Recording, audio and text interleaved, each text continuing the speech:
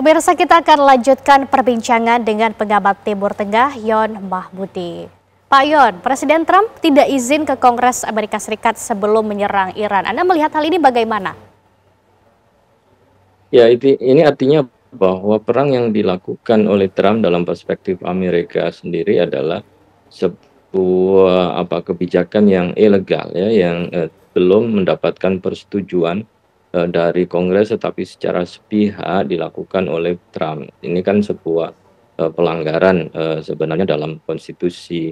Tapi kemudian juru bicara eh, pertahanan kan mengatakan bahwa ini bukan sebuah perang ya, tetapi sebuah operasi ya untuk menghancurkan fasilitas nuklir yang itu mengancam ya terhadap keamanan regional. Namun kan nanti akan kita lihat apakah kemudian respon Iran ya yang justru sudah menyatakan bahwa orang-orang Amerika, terutama pasukan Amerika yang ada di sekitar kawasan Timur Tengah itu sudah secara sah menjadi target peperangan.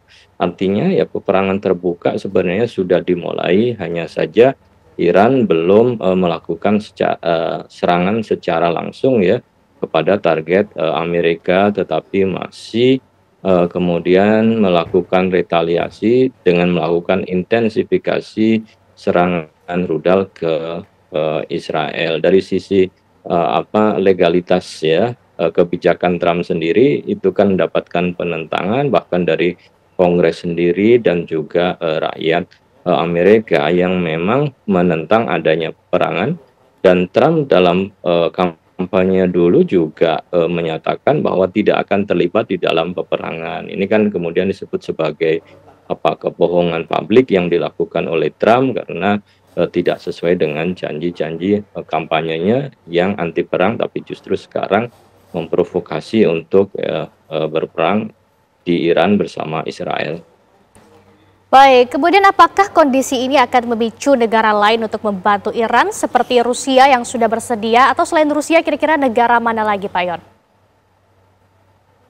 Nah, dari sisi ini kan konsultasi Menteri Luar Negeri dengan Putin sudah dilakukan dan ada jaminan ya bahwa ahli nuklir, 200 ahli nuklir yang ada di Iran itu tidak akan meninggalkan wilayah Iran. Artinya bahwa ada jaminan keamanan. Jadi kalau kemudian serangan yang dilakukan baik oleh Israel atau Amerika itu sampai mengorbankan ya salah satu atau beberapa dari ahli nuklir Rusia, pasti Rusia akan mengambil sikap yang tegas.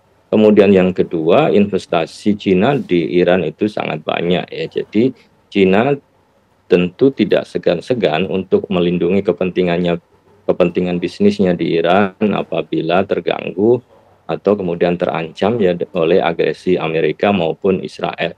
Maka potensi Iran dan Cina untuk membantu bergabung ya mempertahankan kedaulatan Iran, saya kira sudah di depan mata ya, tinggal dilihat saja apakah kemudian Amerika masih mau meneruskan serangan atau sudah merasa cukup dengan 3 serangan di 3 wilayah itu dan menganggap misinya telah selesai dan berhasil. Kalau itu yang terjadi ya, maka tawaran perdamaian jika Amerika bisa menekan atau meminta Israel untuk menghentikan perang, maka itu akan terjadi penghentian perang atau menuju deeskalasi. Tapi kalau kemudian Amerika masih melanjutkan operasi militernya dan Israel juga tidak menghentikan serangannya, maka perluasan medan perang saya kira akan terjadi.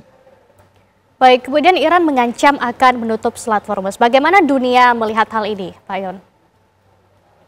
Ya pasti ini akan menjadi ancaman global ya, karena biar bagaimanapun Selat Hormuz itu sebagai lalu lintas perdagangan, terutama yang menjadi lalu lintas jalur suplai minyak ke dunia internasional. Karena dari Selat Hormuz ini kan hampir mungkin sekitar 50-an% ya kebutuhan dunia itu disuplai dari wilayah ini.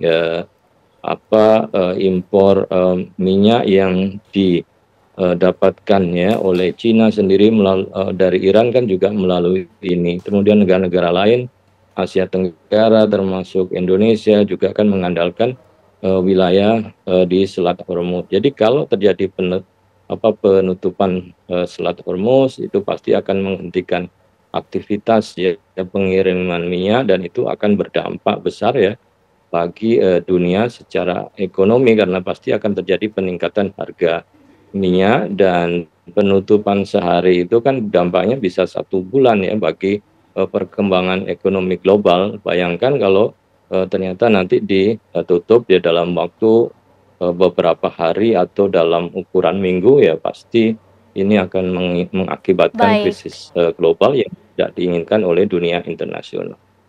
Baik, tentunya kita tetap berharap semoga ketegangan ini segera mereda dan mencapai diplomasi yang penuh kedamaian. Terima kasih Pak Yon Mahbudi telah bergabung bersama kami di Kabar Utama Malam.